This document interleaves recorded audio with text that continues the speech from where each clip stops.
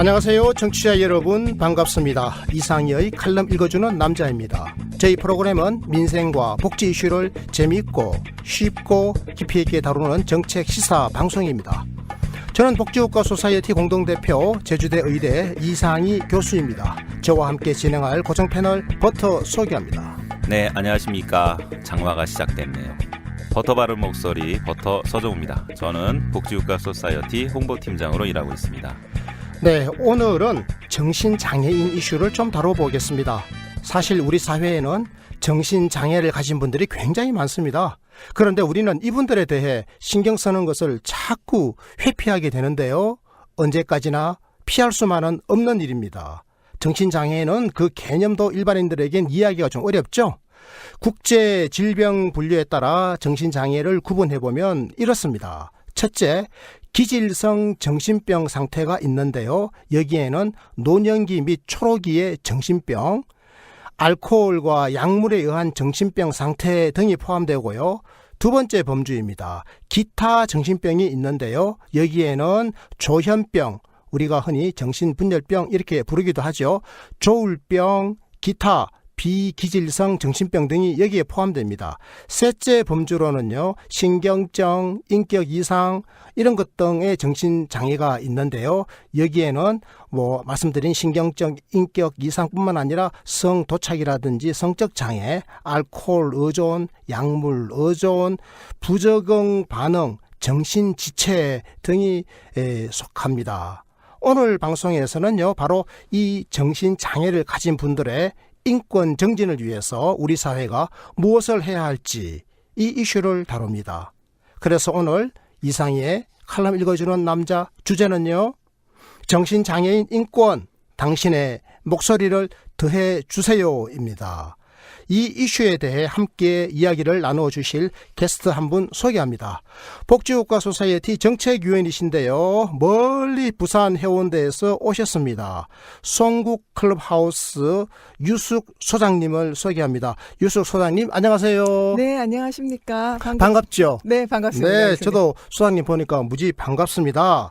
소장님, 네. 소장님이 어떤 분이신지 저희 청취자들이 아마 많이 궁금하실 것 같습니다. 자기소개 좀 해주십시오. 네, 안녕하십니까. 네, 방금 소개받은 유숙입니다. 1998년부터 정신재활시설 송구 클럽하우스에서 정신장애인들과 함께 일을 하고 있습니다. 지역사회에서 정신장애인의 사람살이를 거들고 싶은 사회복지사고요. 현재 그 인권 강사로 활동을 하고 있고, 희망을 만드는 사람들, 희망 담은 부산 정신보건 사회복지 이야기 등을 정신장애인 당사자와 사회복지사와 함께 공동 집필하였고, 현재 사회복지 현장 글쓰기를 함께 하고 있습니다.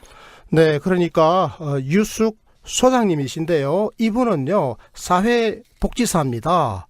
이분이 부산에서 대학을 졸업하시고 부산에서 출고 지역사회에서 정신장애인들과 함께 삶을 꾸려오신 분이다. 제가 이렇게 이해해도 되겠죠? 네, 맞습니다. 네, 사회복지사 중에서 정신보건, 정신복지를 주로 담당하시는 전문사회복지사다. 이렇게 이해해도 되겠습니까? 네, 정신건강사회복지사입니다. 아, 네, 그렇군요. 정신건강사회복지사랍니다. 그리고 이분은요, 글쓰기에도 꽤 조예가 있어서 책도 공동으로 집필을 하셨는데요. 희망을 만드는 사람들이죠. 네. 이런 책도 쓰셨고, 또 희망 담은 부산 정신보건사회복지 이야기 공동 집필하신 책입니다. 자, 그런데요, 지금 소장님이 계신 곳이 송국 클럽하우스 아니겠습니까? 네. 이 송국이 이게 이름이죠. 네네. 이거는 명칭이고, 예. 그러니까 클럽하우스라고 하는 것은 이건 좀 일반 명사에 가까운가요? 이게 뭐죠? 소개 좀 해주세요. 네, 먼저 이제 그 이름부터 소개를 드리면요. 그 제일 처음에 저희 시설이 있던 곳이 소나무가 많이 있는 산 밑에 위치를 해서 소나무 송나라국 해서 송국 클럽하우스라고 이런 이름을 짓게 되었습니다. 네. 송국은 그렇게 해서 나왔군요. 네네. 네, 소나무 나라군요. 네, 그렇습니다. 네, 네. 그러면 클럽하우스는 뭡니까? 네, 이제 클럽하우스를 잠깐 소개를 드리면 1944년 그 미국 뉴욕에서 정신장애인 10명으로 형성된 그 자조 모임 위아낫 언론이라고 와나라는 모임의 전신이 되는 위아 낫 언론. 우리는 혼자가 아니다 이 말이죠. 네, 마이클 그렇습니다. 잭슨 노래가 생각나네요. 네, 그런가요? 네. 그래서 이제 그 전신으로 지역사회 재활 모델의 하나로서 현재 약 30여 개국에 400개의 클럽하우스가 이제 운영이 되고 있습니다. 아, 그러니까 전 세계에 지금 30개 나라에 400개의 클럽하우스가 운영되고 있는데 이 클럽하우스는 우리는 혼자가 아니다, 서로 연대한다라고 하는 취지에서 정신장애인들을 위한 지역사회 재활시설이다, 이렇게 이해해도 되겠습니까? 네, 맞습니다. 그러면 이 지금 400여 개의 전 세계에 흩어져 있는 이 클럽하우스들이 서로 이렇게 연계가 되어 있습니까? 네, 클럽하우스 인터내셔널로 연계가 되어져 있습니다. 아, 그렇습니까? 네네. 그러면 몇 년에 한 번씩 이렇게 모이기도 하고 그럽니까? 네, 경연으로 이제 국제 컨퍼런스? 아, 네, 그렇군요. 네. 뭐 각국의 경험 이런 것들을 서로 교류하고 그렇게 하는 거군요. 네, 그게 거의 핵심적인 사업이라고 보시면 됩니다. 아, 그렇군요. 자, 클럽하우스는 이런 거랍니다, 청취자 여러분. 그러니까 우리나라에만 있는 것이 아니라 이게 미국에서 맨 먼저 생겨가지고 전 세계 30개 나라에 확산돼 있고 400여 개가 있답니다. 우리나라에는 지금 송구 클럽하우스 말고 또 있습니까, 클럽하우스가? 네, 이제 한국에 있는 정신재활시설 한 300여 개 중에 클럽하우스 모델로 운영되는 곳이 13개소가 있습니다. 아, 그러니까 전 세계 400여 개 중에서 13개 정도는 한국에 있군요. 네, 맞습니다. 아, 네. 제가 이해 제대로 한 거죠? 네, 맞습니다. 제가 교수님. 이해를 잘합니다. 네, 아주 훌륭하십니다. 그렇습니까? 유석 소장님에게 제가 칭찬을 드리니까 오늘 굉장히 아주 우쭐해집니다. 네. 제가. 네, 좋습니다. 자, 그런데 이 송구 클럽하우스, 우리나라 13개 있는 것 중에서 제가 보기에는 아마 이게 대표적인 곳이 아닌가 싶은데요. 송구 클럽하우스 자랑 좀 해주세요. 어떤 곳입니까? 네, 먼저 이제 그 송구 클럽하우스는 이제 법적으로 정신재활시설이기 때문에 정신재활시설로 어떻게 운영되는지를 먼저 잠깐 말씀을 드리면요. 네. 정신장애인들이 낮 동안에 이용하는 주간 재활 그 프로그램과 그다음에 직업을 돕기 위한 직업 재활 프로그램이 함께 제공되는 이용 시설이라고 이해를 하시면 됩니다. 그래서 클럽하우스로 출근하신 분들의 건강, 교육, 취업, 독립 생활의 기회를 제공하고 정신장애인 분들이 지역 사회의 구성원으로 살아갈 수 있도록 지원하는 곳이고요. 부산에서 최초로 1996년에 시작이 된 정신재활 시설입니다. 아, 그러니까 아침에 오전에 뭐 한 9시쯤 되면 이제 이 시설로 출근하는 거죠, 일정에. 네, 맞습니다. 네, 여기서 뭐 건강이라든지 그다음에 뭐 또 취업에 대한 거라든지 여러 정보를 얻고 프로그램을 이제 운영하고 있는데 이 프로그램에 우리 정신장애인들이 참여하는 겁니다. 네, 그 네. 직업 훈련 프로그램에도 참여하고 네. 또 다양한 무슨 건강 정진 프로그램이라든지 이런 데도 참여하는 거죠. 네, 네. 그렇게 해가지고 또 해가 지면 이제 집으로 돌아가는 겁니까? 네, 맞습니다. 네, 네, 이런 과정을 거쳐서 이렇게 이제 능력을 함양하게 되면 이제 스스로가 독립도 할 수도 있는 거겠네요. 네, 그래서 이제 낮 동안은 출근하는 형태, 그러니까 직장인들이 직장에 출근하고 낮 동안에 업무를 보고 퇴근하는 형태랑 가장 유사한 정신재활 프로그램이라고 이해를 하시면 되고요. 네. 열심히 정신재활 프로그램에 참여한 이후에 그 송구 클럽하우스랑 연계되어 있는 취업장에서 일을 하고 취업된 고용주로부터 급여를 받는 그러한 취업 프로그램에 참여하시는 분들이 많이 있고요. 네. 작년 한 해 네. 제가 통계를 내보니까 네네. 그 전체 등록해온 54명 중에 1년에 한 번 이상 취업을 경험한 분들이 32명으로 전체 취업자 비율이 60% 정도 되는 것으로 확인이 되었습니다. 네, 정신적으로 가장 이게 어렵고 또 취약한 분들이잖아요. 그래서 노동시장에서 이렇게 취업을 하기는 굉장히 어려운데 이 송구 클럽하우스를 통해서 이렇게 취약한 조건에 있지만 그 취업을 할 수 있도록 훈련시켜가지고 또 취업까지 시켜내는 이런 지역사회 정신재활시설이다, 이렇게 말씀을 해 주셨군요. 뭐 우리 버터는 궁금한 거 뭐 더 없을까요? 저는 이게 항상 그 수용해서 한다는 것만 알고 있었는데 이런 식으로 한다는 건 처음 알게 됐습니다. 그러니까 수용시설, 그러니까 보통 입소시설이 아니다. 정신병원 뭐 이렇게 이런 거죠. 생각하잖아요. 그죠? 예. 어떤 차이가 있습니까? 그래서 많은 분들이 이제 기관 방문 때문에 연락이 오게 되면 네, 생활시설이라든지 특히나 이제 정신질환 같은 경우에는 이제 정신병원 뭐 새창살 같은 잘못된 편견들 때문에 그렇게 이제 잘못 알고 오시는 경우들이 많이 있는데 이제 문을 열고 저희 기관에 이제 들어오면 이게 뭐 사무실하고 유사한 공간들이라 많이 좀 놀라시는 경우들이 있고요. 네, 제가 많이 놀라는 거군요. 네, 네, 많이 놀라십니다. 그러니까 우리 아들이 지금 그 정신적으로 좀 문제가 있어요. 뭐 그래서 이 시설에다가 아예 좀 맡기고 싶은데 생활시설인가 싶어서 문을 열어봤더니 생활시설이 아니고 지역사회 재활시설이더라, 이런 거죠. 네, 그래서 그 저희 기관을 이용하시는 분들은 아까 제일 처음에 교수님께서 이제 정신장애 설명을 해주셨는데 그 조현병이나 병으로 오랜 기간 입퇴원을 정신과 입퇴원을 반복하여 이제 만성화된 분들이 지역사회 재활을 위해서 이제 노력을 하는 곳입니다. 그래서 예전에는 병원 치료 이후에 낮 동안에 갈 곳이 없기 때문에 집에서 혼자 있는 시간이 많아서 재활을 하는 경우들이 많았는데 그랬죠. 예. 그래서 네. 송구 클럽하우스 같은 정신재활시설에서 낮 동안 프로그램에 참여하고 이제 일상생활 기술들을 많이 회복한 이후에 취업을 할 수 있는 이제 그런 길들이 있다는 걸 알고 가족분들과 정신장애인분들이 많이 놀라는 경우들이 많이 있습니다. 아, 가족들이 굉장히 좋아하겠습니다. 네, 그렇습니다. 아, 네. 그래서 지금 송구 클럽하우스가 20년이라고 그랬던가요?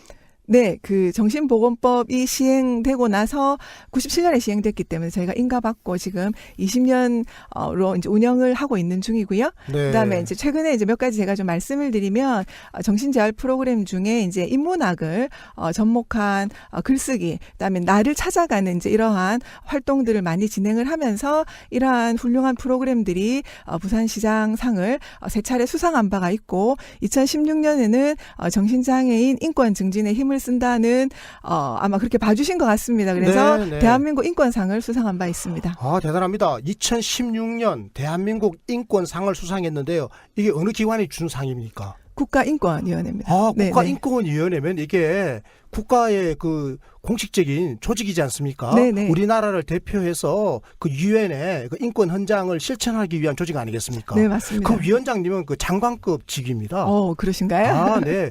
아, 그러니까 국가인권위원회로부터 공식적으로 대한민국 인권상을 수상한 단체, 그 단체의 대표님, 그러니까 유수 소장님을 모시고 저희들이 오늘 방송을 진행하고 있다. 이렇게 말씀을 드립니다. 고맙습니다. 안녕하세요. 별PD입니다. 여러분, 하트 잊지 않으셨죠? 네. 지금 바로 꾹 눌러주세요. 감사합니다. 자, 그럼 지금부터 이상희의 칼럼 읽어주는 남자 본격적으로 출발합니다. 보건복지부가 말이죠, 유수 소장님. 네. 2016년에 정신질환 실태 역학조사를 실시했다고 그래요. 그런데 그 결과를 보니까 정말 제가 깜짝 놀랐습니다. 정신질환의 유병률이 우리나라가 이렇게 높더라고요. 네. 어떻습니까? 네, 상당히 높은 편입니다. 그 우리나라의 정신질환 평생 유병률은 25.4%이고요. 이는 성인 4명 중에 1명이 평생에 한 번 이상 정신건강 문제를 경험하고 있다는 의미입니다. 정신질환의 1년 유병률도 11.9% 정도가 되고 지난 1년 동안 정신건강 문제를 경험한 사람이 약 470만 명으로 추산되고 있습니다. 버터. 정말 유병률이 높죠. 제가 이 말씀을 딱 드리니까 저도 한번 겪은 적이 있나 한번 생각해 보게 되는데요. 너무 이 정도면 흔한 병이 아닌가라는 생각이 들었어요. 예. 아마 대한민국 국민 중에 살아가면서 한 번쯤 이런 일을 겪는 분들이 많을 겁니다. 이게 뭐 우리가 우울증 같은 것도 다 포함되거든요. 사실은. 네, 맞습니다. 특히 부부관계에서 많이 일어나지 않나요? 격하게 싸우지 않습니까? 그럴 때는 정말 이 우울증인 경우가 많아요. 그래서 성인 4명 중에 1명, 우리 인구의 25%는 살아가면서 한 번씩은 겪는 문제다. 이 정도로 심각하다. 그리고 1년 동안의 유병률이 11.9%라고 하는데 제가 깜짝 놀랐습니다. 1년 동안에 우리 국민 10명 중에 1명은 최소한 정신질환 상태를 경험한다. 이 정도로 심각한데요. 자, 그런데요. 특별하게 우리가 더 신경을 써야 할 부분이 있죠. 바로 중증 정신질환자들인데요. 대충 몇 명이나 됩니까? 네, 그 중증 질환 같은 경우에서는 정부에서 중증 정신질환자 수를 전 국민의 1%에 해당되는 약 50만 명으로 추정하고 있습니다. 그런데 그 2016년 12월 현재 전국적으로 정신장애인 및 정신질환자가 이용할 수 있는 정신재활시설 정원이 7,081명밖에 되질 않습니다. 전 국민의 1%약 50만 명을 중증 정신질환자로 추정한 경우에 정신질환시설 를 이용할 수 있는 정원이 전체 중증 정신질환자 대비 1.4%에 불과하다고 말씀드릴 수 있습니다. 이용할 수 있는 정신재활시설의 정원은 7,081명만 이용할 수 있고. 그런데 중증은 몇 명이죠? 중증이? 중증 정신질환자가 몇 명이라고요? 네, 50만 명으로 추정하고 50만 있습니다. 명이에요. 네. 그러니까 네. 중증인 경우는 어떤 형식으로든 이게 좀 시설이 필요한 거잖아요. 그럼요. 적극적인 서비스가 필요한 분들입니다. 네. 그런데 그 50만 명이 있는데 정신재활시설 정원은 버터 몇 명이라고요? 7,081명. 어떻게 보십니까, 버터는? 일단 50만 명 중에 7,081명만 수용이 되고 나머지는 수용을 할 수 없다라는 거. 뭐 턱없이 부족하다는 말씀이죠, 뭐. 여기서 궁금한 게 대표님이 지금 부산에 계시잖아요. 네네. 부산은 지금 현재 상황이 어떤지가 궁금하고요. 그러니까 시설들이 지역적으로 비교적 균등하게 분포되어 있는지 아니면 한 곳에 집중되어 있는지 이게 궁금합니다. 그러니까 버터의 질문은 이런 것 같아요. 지금 우리나라 전체적으로 보면 중증 정신질환자가 한 50만 명이 있는데 전체적으로 이 정신재활시설은 한 7천 명 정도를 수용할 수 있는 그 정도밖에 없다라는 거 아니겠어요? 네네. 그런데 이것조차도 이게 지역적으로 뭐 수도권에 몰려 있냐 아니면 좀 전국적으로 고르게 분포되어 있냐. 그래서 우리 대표님이 계신 소장님이 계신 부산은 좀 어떤가 지금 이걸 물어보는 거 맞죠? 네, 그렇습니다. 네, 그래서 서울에 와서 제가 부산 자랑을 많이 하고 갈 수 있으면 참 좋을 텐데, 네, 전국적으로 고르게 분포되어 있지가 않습니다. 그래서 그렇습니까? 네네, 대부분의 시설이 서울, 경기에 분포가 되어져 있고요. 서울에 거의 100여 개, 경기도에 50개, 대전에 30개, 부산에는 사실 13개소밖에 네, 이제 운영이 되질 않고 있습니다. 아니, 대전보다도 적네요. 부산이 네네네. 대전보다 적어요? 제2의 도시라고 하기가 좀 무색한 상황입니다. 그렇습니다. 부산 좀 반성해야 되겠어요. 부산에서 이게 정치하시는 분들. 대전보다 못해요. 네네. 네.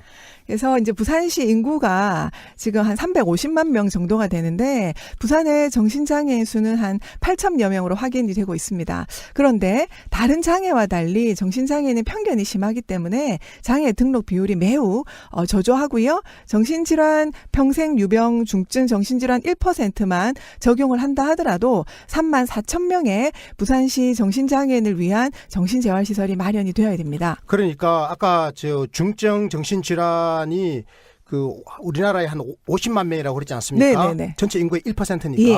50만 명인데 부산에 그중에 3만 4천 명이 있을 거다라고 우리가 짐작하는 거죠. 네네. 네. 그렇다면 이 3만 4천 명에 해당되는 그 정신재활시설이 있어야 될 텐데 실제로 부산에는 지금 몇 개가 있다고요?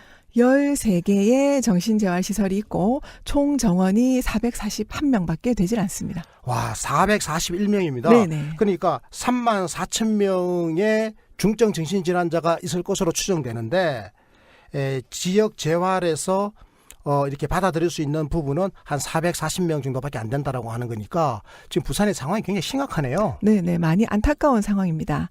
네, 정신장애인 사회복귀를 위해서 이제 턱없이 인프라가 많이 좀 부족하고요. 부산에 이제 전체 16구 군이 이제 있는데 16개가 있는 거죠? 예. 그러니까 이게 선거구, 구청장이나 맞습니다. 이런 군수 뽑는 선거구가 16개라는 거잖아요. 네네. 네. 그 16곳 중에 하나씩은 다 있습니까? 하나씩만 있었으면 하는 것이 저희의 아주 작은 바람입니다만은 기장군, 강서구, 동서, 북구, 사하구, 중구의 경우에는 정신장애인에 대한 서비스의 접근성이 낮아서 지역사회 복귀에 어려움이 상당히 큰 상황입니다. 그 지역사회 정신건강 사업에 대한 요구와 중요도가 많이 높아짐에 따라 정신장애로 고통받는 부산 시민을 위한 정책이 적극적으로 시행이 되어야 하고 16개 구군에 우리 교수님께서 말씀해 주신 것처럼 최소한의 인프라를 확정하는 시점으로 이용시설 1개, 공동생활가정 1개 이상은 추가로 설치 운영되어야 하고 저희가 부산시에 건의한 바 있습니다. 네. 그러니까 16개 기초지자체에 최소한 그 이용시설, 정신재활시설이죠? 네네. 그거 한 곳하고 네. 그다음에 공동생활가정 한 곳 이렇게 있어야 되겠다. 네, 최소한으로 필요한 최소한으로. 시작점이라고 보실 수 있습니다. 네. 네. 그런데 지금 이용시설은 그 재활시설이 7개밖에 없으니까 이게 지금 많이 늘어나야 되겠네요. 네네. 7개 있나요?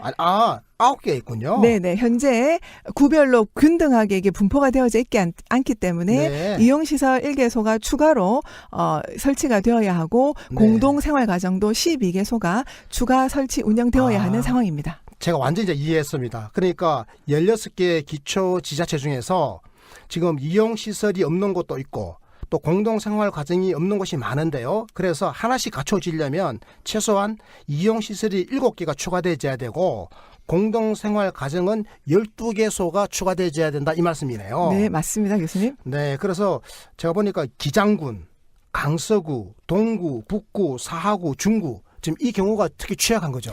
네, 시설이 한 군데도 없는 구입니다. 네. 이 지역구에 계시는 정치인들은 좀 제가 좀 각성을 요구합니다. 좀 혹시 이 방송을 들으시는 분이 계시면 꼭 좀 지역 정치인들에게 말씀해 주셔서 기장, 강서, 동구, 북구, 사하구, 중구 여기에 정신장애인을 위한 지역사회 재활시설이라든지 공동생활 가정이 설치될 수 있도록 좀 도와주십사 이런 말씀을 드리겠습니다. 그리고요, 소장님. 네. 그 정신건강정진 및 정신질환자 복지 서비스 지원에 관한 법률 이게 일명 정신건강복지법인데요. 네네. 이게 시행됐죠.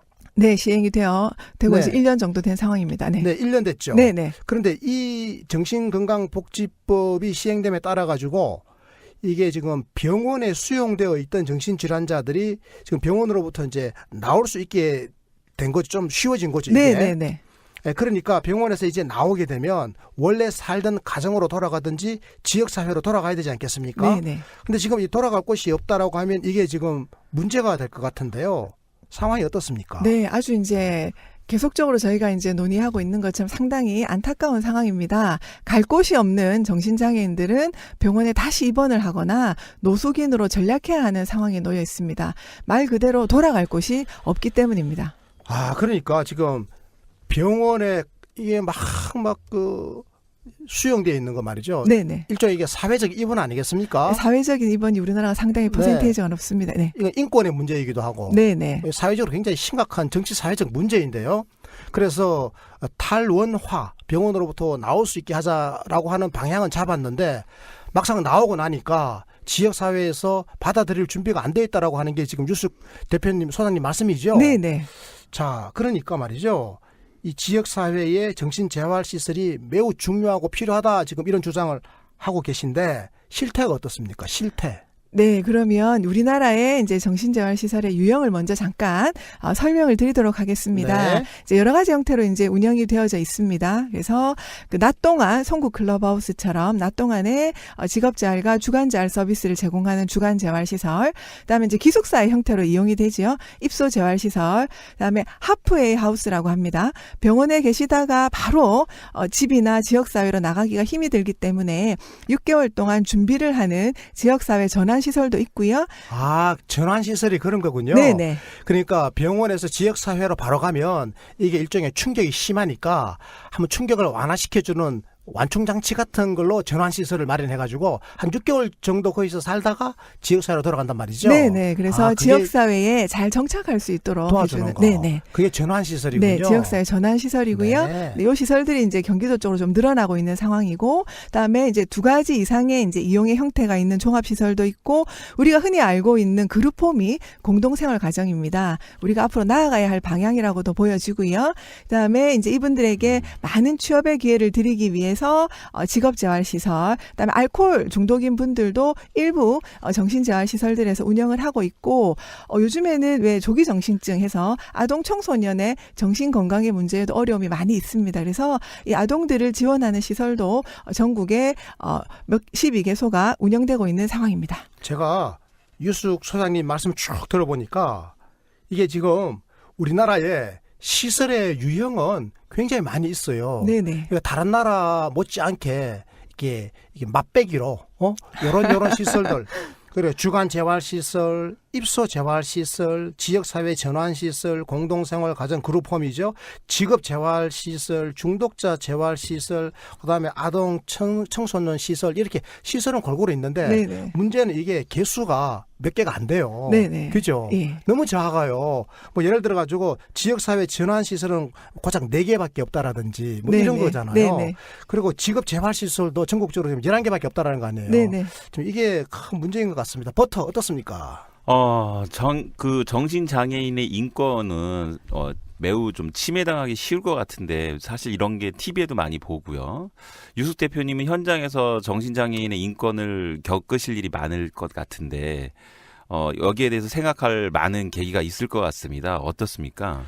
그러니까 제가 버터 얘기 어떻습니까? 그랬더니 이제 버터는 그 장애인들의 인권 문제에 좀 필이 꽂혀 있나 봐요. 예, 예. 그러니까 제가 지금 다양한 시설들이 이렇게 있는데 시설들의 정작 숫자는 너무 모자란다. 이제 그 이야기를 하면서 제가 어떠냐고 그랬더니 지금 그 말은 지금 별 귀에 꽂히질 않나 봐요. 우리 버터에 귀에 꽂히는 거는 네. 이 장애인들의 인권 예. 이게 지금 중요한 거예요. 지금. TV에서 자주 나오잖아요. 아유, 그랬어요. 드라마로도 맞습니다. 취급이 되고. 네네. 네, 어떻습니까? 네, 두 가지를 함께 대답해 보도록 하겠습니다. 네네. 네. 앞에서 제가 설명드렸던 시설 요원과 숫자는 2016년도 보건복지부 통계이기 때문에 현재하고 다소 좀 차이가 있을 수 있습니다만은 이 당시는 정신재활시설이 298개소로 확인이 되었고 2018년 현재는 전국에 349개소입니다. 그렇게 해도 2년 사이에 한 50여 개 정도밖에 늘어나지 않는 것으로 보여지고요. 그다음에 이제 인권에 관련된 부분에 대해서 제가 인권 강사로 활동을 하면서 사실은 그 우리 버터 선생님께서 질문하는 이제 그런 질문을 제가 많이 받게 됩니다. 그래서 이제 문헌 같은 거를 찾아봐도 플라톤은 우리가 대철학자로 알고 있는데 그렇습니다. 예, 예. 대철학자, 철인정치. 아주 훌륭한 네. 철학자로 알고 있습니다만은 장애아는 사회에서 격리시키라고 이제 말을 했던 문헌의 흔적들이 있고 진짜인가요? 예, 그렇습니다. 진짜입니다. 네. 이분은요, 플라톤이 좀 이런 게 강합니다. 이런 게 여러 개 나옵니다, 사실은. 장애인뿐만 아니라. 네. 그래서 이제 저희가 이제 좋은 면을 좀 많이 봤던 것 같습니다. 그래서 이 글로부터도 짐작해 보자면 장애인 인권 침해 역사는 아주 오래된 것입니다. 중세 마녀 사냥의 희생자 중에서도 정신장애인이 다수 포함이 되어 있고요. 정신장애인에 대한 지식적 이해 수준이 높지 않았던 관계로 이분들은 개인과 국가에 의해서 오해와 편견에 시달려 왔고 정치적, 사회적 폭력의 희생양이 되었습니다. 제2차 세계대전 때 독일과 일본 등이 전쟁 과정 중 인간에게 행한 각종 생체 실험이나 유태인 집시에 대한 집단 학살, 정신장애 아동에 대한 안락사 등은 인간 생명에 대한 차별과 경시로부터 이루어졌던 것이고요. 이러한 여러 가지 판단에 따라서 경각심을 높이고자 세계 인권 선언이 마련이 된 것입니다. 야, 정말 심각하네요. 네네. 그러니까 이 지금 뭐 생체 실험 이런 거요. 그 전쟁 중에 있었지 않습니까? 생체 실험. 네. 여기 이제 정신장애인들을 데려다가 이런 짓을 했다는 거 아니에요. 네. 정신 장애인을 우선순위로 데려다 했다는 걸로 이해가 되는데요. 그런 거죠. 네. 유숙 대표님 칼럼 보니까 독일, 영국, 미국 이런 나라에서도 정신 장애인에 대해서 강제 불임을 합법화하려는 시도가 있었다고 하던데요. 우리나라도 이 부분에서는 결코 자유로울 수 없을 것 같습니다. 근데 2002년 4월 발표된 미국의 부시 보고서가 미국 정신보건 서비스 체계 구축에 있어서 중요한 계기가 됐다고 하는데요. 유숙 대표님 요거에 대해서 좀 자세한 설명 좀 부탁드리겠습니다. 사실은요, 저도 궁금해요.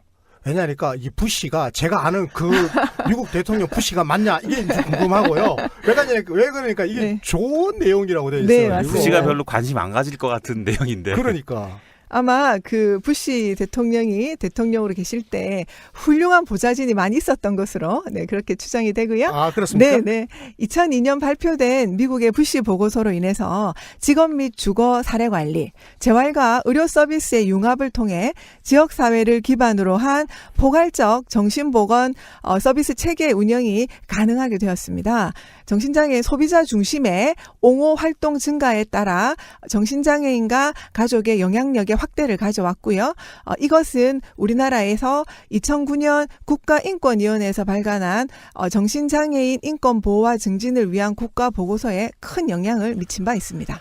야, 정말 살다 보니까 참 별일입니다. 네, 제가 이게 부시의 치적을 칭송할 날이 다 있네요. 부시하면 우리나라 이명박하고 좀 비슷한 사람이라고 생각하거든요. 그렇습니다. 신자유주의의 옹호자였고 무수한 사람들에게 고통을 주었잖아요. 네. 그런데 이 정신장애인들을 위한 이 보건사업의 체계를 세우는데 아주 혁혁한 공로를 세운 부시 보고서가 이때 나왔다. 네. 그리고 이 보고서는 심지어는 우리나라가 이 정신장애인들의 그 인권을 정진하는 국가 보고서를 만드는데도 큰 영향을 미쳤다라고 하는 거 아니겠습니까? 네. 저는요, 깜짝 놀랄 만한 것이 이 2002년에 미국 부시 보고서가 이게 그 장애인들의 그 복지를 위해서 통합적 접근을 했다라고 하는 거예요.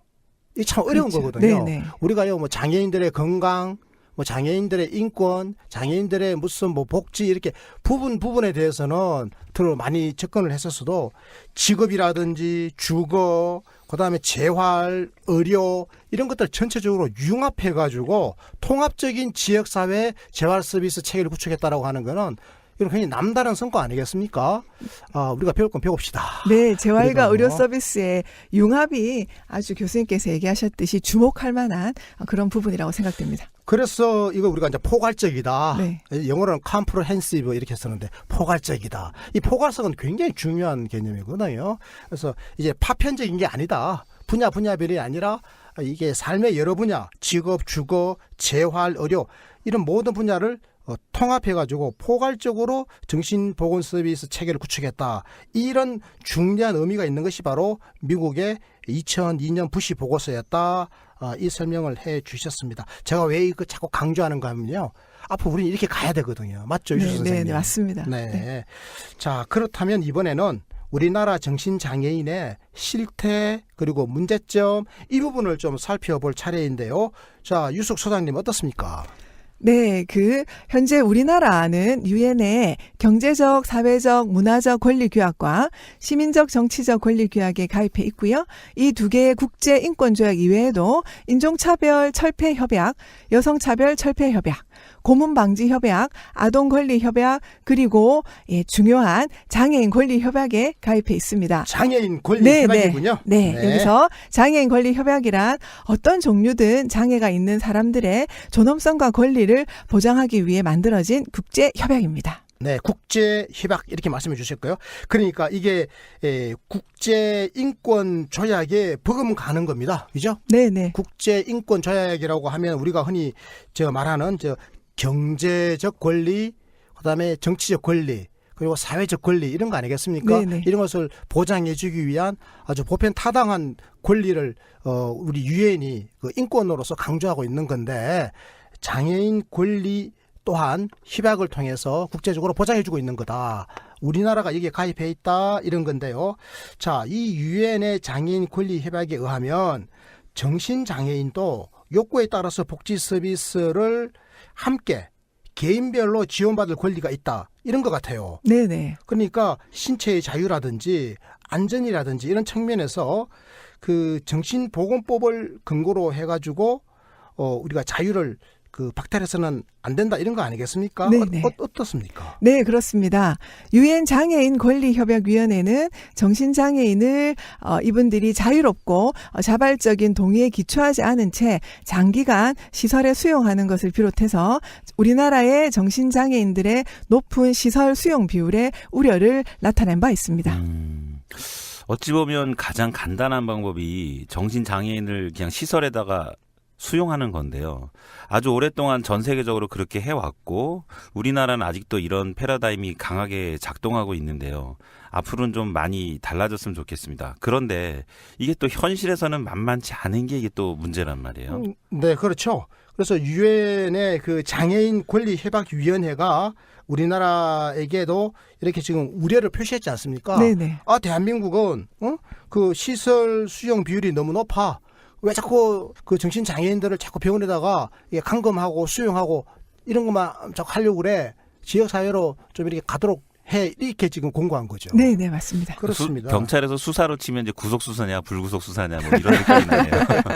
이제 그것보다는 훨씬 더 적합한 거는 병원에서 입원이냐 외래냐 이런 거죠. 통원 맞습니다. 치료냐 입원 치료냐. 그렇습니다. 이런 통원 느낌? 치료, 입원 치료. 버터가 다시 수정한 게 아주 적합했습니다. 네. 버터 제가 칭찬 한번 드립니다. 감사합니다. 네, 제가 하트 풍선을 방금 쏘아서 보냈습니다. 자, 2013년 OECD가 또 우리나라에게 권고와 제안을 했는데요.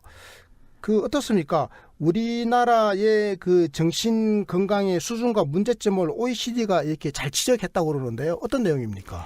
네, 우리나라의 정신건강의 상황들을 외부의 관점에서 보는 것이 상당히 객관적이라고 생각이 됩니다.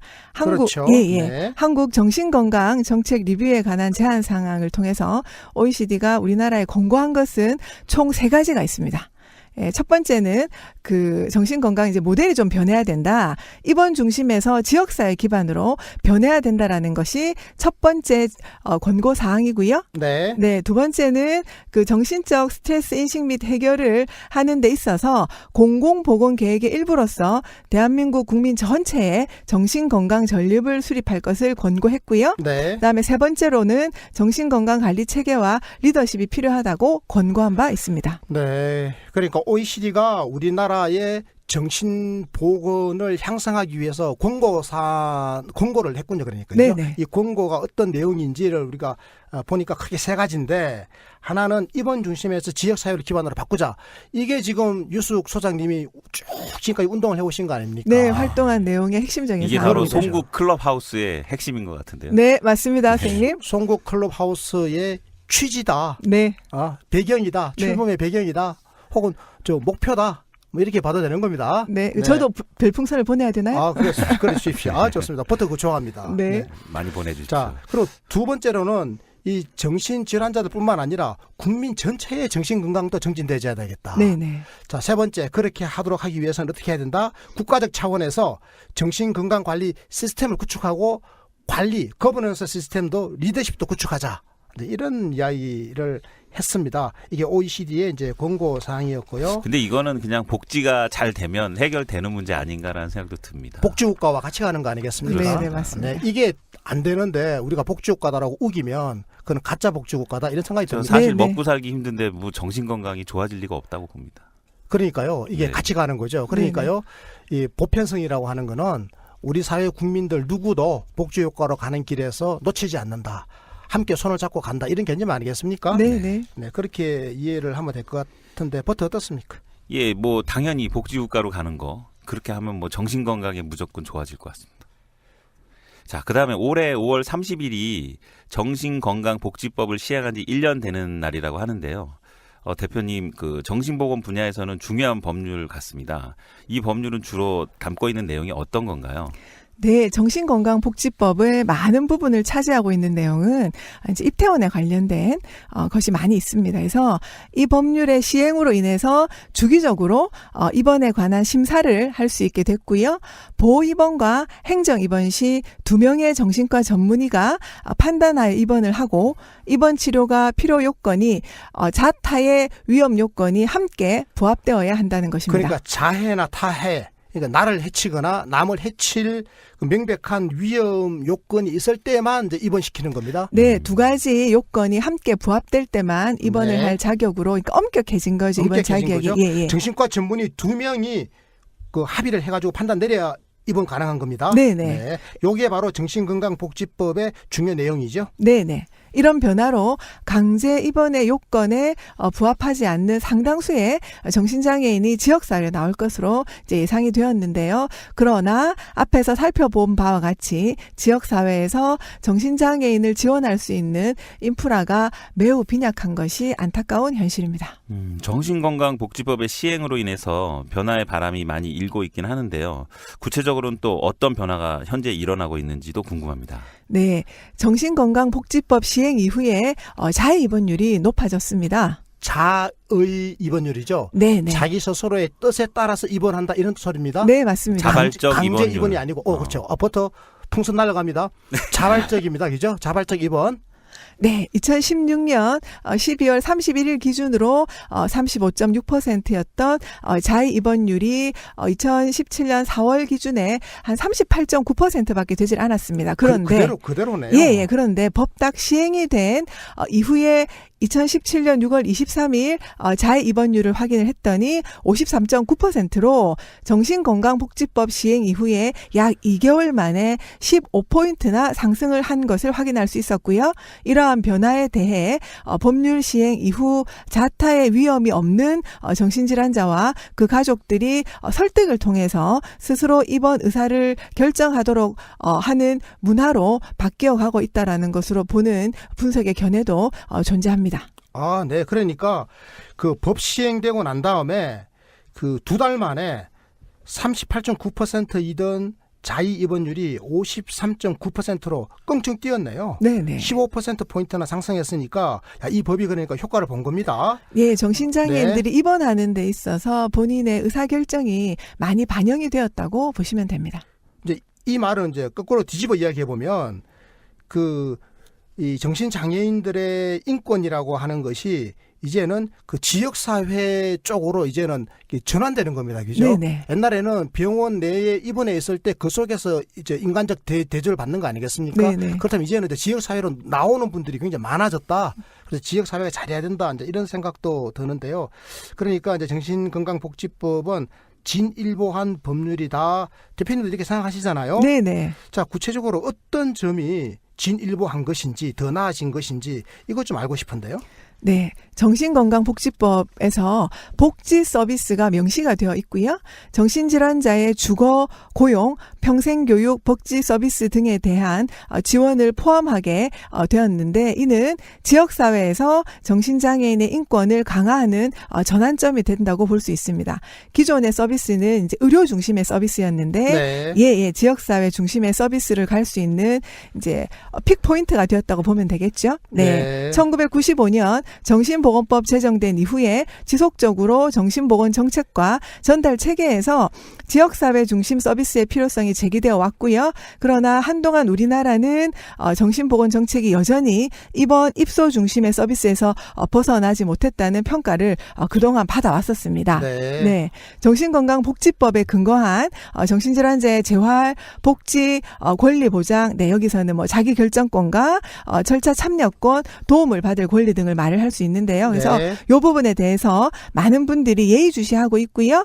지역사회에서 의사결정 지원 제도 확대를 통한 후견 사업과 절차 보조인 사업에 대한 논의가 지금 이루어지고 있는 상황입니다. 네, 그렇군요. 제가 질문할 게 하나 더 있는데요. 네. 지방자치단체 수준에서 정신장애인들이 복지시설을 이용하는 게 혹시 제한을 받고 그러진 않습니까? 네, 그런 부분들이 존재하고 있습니다. 장애인 복지법에 의한 내용과 지자체 조례에 의한 복지 서비스 이용에 제한을 받고 있는데요. 정신장애인은 장애인 복지법에 의해 정의되고 있으나 장애인 복지법 제15조 다른 법률과의 관계에 의해서 일반 장애인과 구분되어져서 장애인 복지시설에서 제공하고 있는 복지 서비스 이용에 제한이 지금 발생하고 있는 상황이고. 잠깐만요. 네. 유숙 소장님. 네. 이게 정말 저는 문제가 있는 것 같은데요.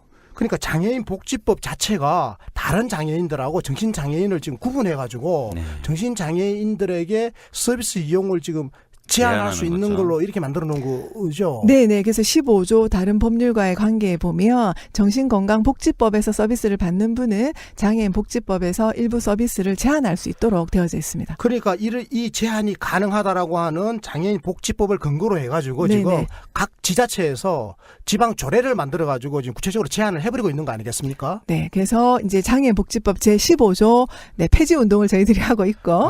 네네. 올해. 저도 동참합니다. 네, 감사합니다. 네. 올해 2월 국가인권위가 정신장애인 복지시설 이용 제한 지자체 조례를 삭제할 것을 공고했습니다.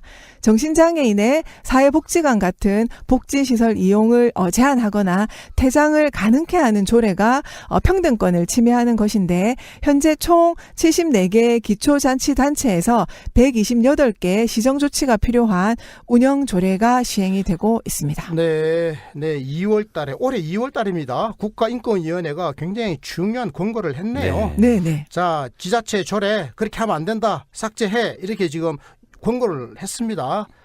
그러니까 74개 그 기초 지자체에서 128개의 시정 조치가 필요하군요. 네네. 이렇게 해서 좀 조례가 바뀌었으면 좋겠습니다. 네. 예, 그리고 또 지난 5월 8일입니다. 국가인권위원회가 정신장애인의 자격 및 면허 취득 제한 제도를 개선하라고 권고했습니다. 이건 또 무슨 말인지 궁금합니다. 네네. 국가인권위원회가 그 현행 법령에서 정신장애인의 자격 및 면허 취득 제한에 관련된 27개 결격 조항이 폐지되어야 되고 또한 완화될 수 있도록 정부 그 차원에서 정비 대책의 마련 및 시행을 권고한 바 있습니다.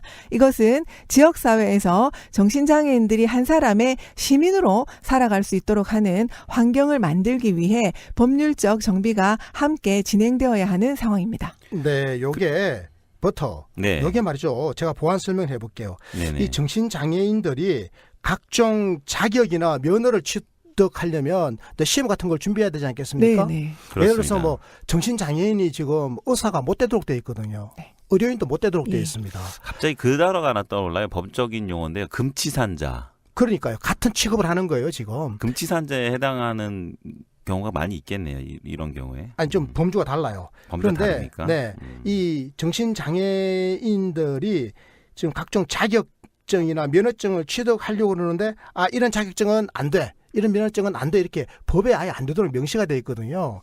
이번에 국가인권위원회가 굉장히 중요한 결단을 내렸네요. 보니까 네. 유 선생님 어떻습니까? 권고를 했네요. 네, 두 가지 강력한 권고가 네. 있었기 때문에 지역사회에서 의식 있는 정신장애인 당사자분들과 정신건강사회복지사들이 이런 것들이 폐지될 수 있도록 새롭게 올해 그 7월 1일부터 지방에서 그 새롭게 그 취임을 하신다고 해야 되나? 네, 하시는 정치인이나 아니면 지자체 단체장들과 이런 조례들을 폐지하는 활동들을 적극적으로 하실 것을 권해 드립니다. 그러니까 지금 말씀을 들어보면 지금 우리나라의 정신장애인은 높은 사회적 편견과 사회적 배제를 당하고 있고 그로 인해 큰 차별을 받고 있다. 이렇게 봐도 별 무리가 없다는 거죠. 네, 그렇습니다. 공공 서비스 강화와 보건을 넘어선 부처 간의 합의를 통해서 지역사회에서 정신장애인의 삶을 지원할 수 있는 거주와 직업재활 서비스가 제공되어야 할 것입니다.